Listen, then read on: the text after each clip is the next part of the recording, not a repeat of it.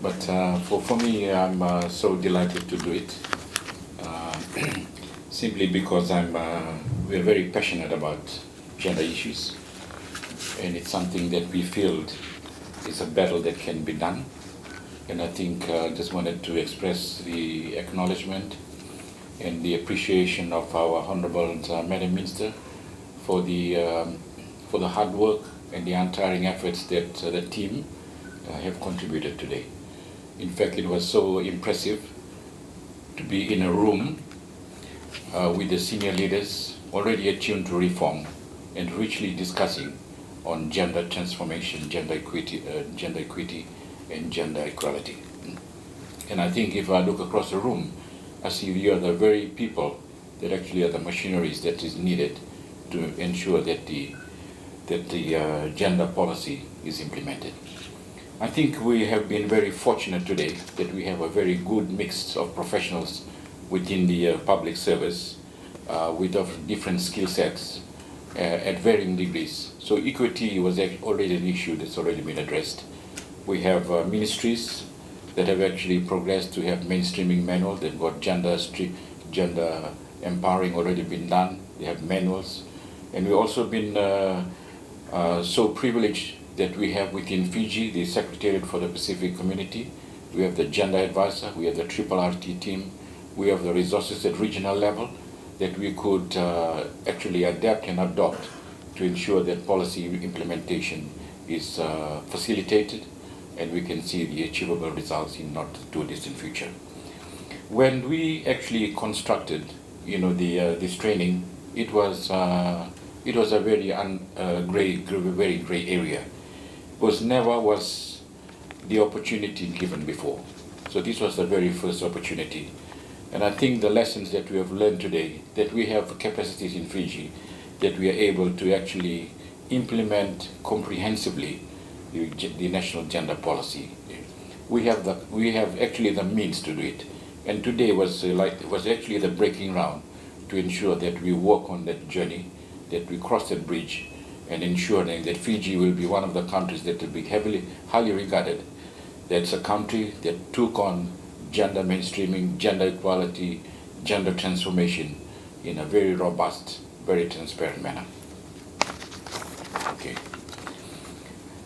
I also would like to acknowledge our gender advisor, Mr. Glenn Davis, and also the support of DFED towards the ministry and also towards the Fijian government in actually putting in place capacity and also capability so that we are able to empower agencies and also the lead agency in this role as far as the gender policy implementation, monitoring.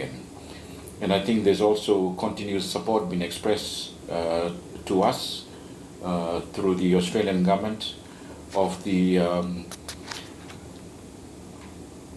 encouragement of the progress made by Fiji and the willingness to continue to support us in this endeavor. On a long term, I think this forum has set in place the next steps that should be taken. And I thank the Director Women for actually articulating that. And I think you have actually answered some of the thinking that we had all along before we came into the meeting. The ministry will now venture to actually reform this workshop in terms of format and content, and actually try to streamline it into existing training programs in the civil service and also with the academias, and probably look at offering it on flexible modes so that it is more accessible to other civil servants in the other divisions. I also thank you very much for the discussion to ensure that the will and the drive for the national gender policy is on. We certainly take on the fruitful contributions that have come.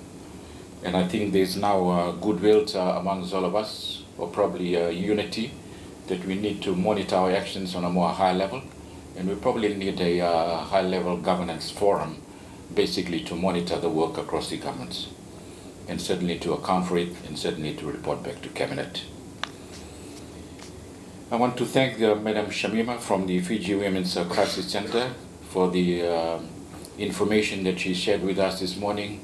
It certainly helped for us to comprehend what is gender, to look at it in a more digestible form, and therefore we can actually understand it in much easier way rather than the technical definitions that is being provided in some of the literature.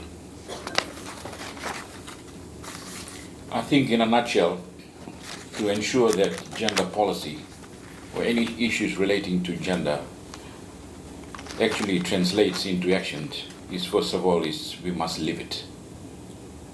We must live it in our lives. We can become powerful advocates for gender and the gender issues once we're able to internalize and unlearn what we have said in the morning, what has been propagated beliefs and mindsets has been put to us, over the many years.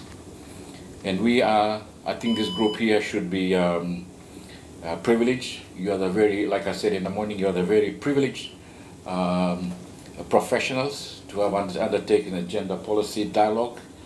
And it's a very critical time. It's towards the end of the year, and is going to embark on your ACPs and also plans and the 2016 operational plans, and actually to take in this board.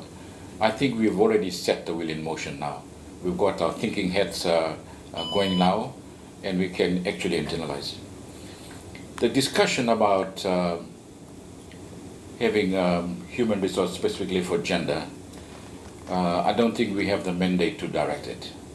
Within the Constitution, it is very clear in that the authority for the higher recruitment rests with the permanent secretaries, but in accordance with the ministers.